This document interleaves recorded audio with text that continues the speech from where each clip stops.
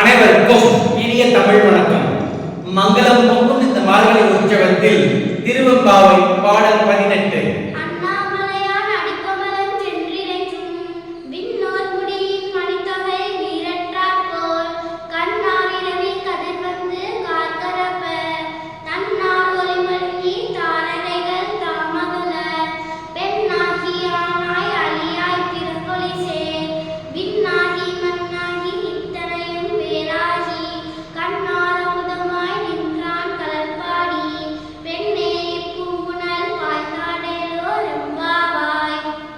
அந்த அண்ணாமலையானுடைய திருவடிகளை தேவர்கள் வணங்கும் போது அவர்கள் தலையில் அணிந்துள்ள ரத்தினங்கள் ஒளியை இழந்து விடுகின்றன.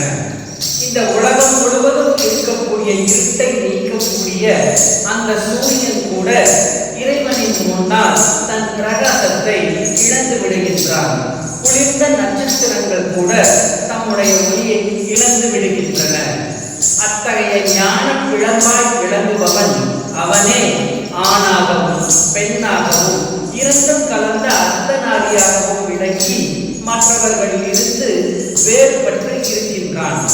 ஆகாயம் முதல் மண் வரை உள்ள பஞ்சபூதங்களுமாய் ஆகி அவற்றுக்கு அப்பாற்பட்டவனாகவும் விளங்குகிறான். பெண்ணே, அத்தகைய பரம்பொருளின் பெருமைகளை பாடி பூங்குழல் ஆடுவோம். அதாவது இந்த உலகில் ஒளி என்பது பரமசிவன் மட்டுமே.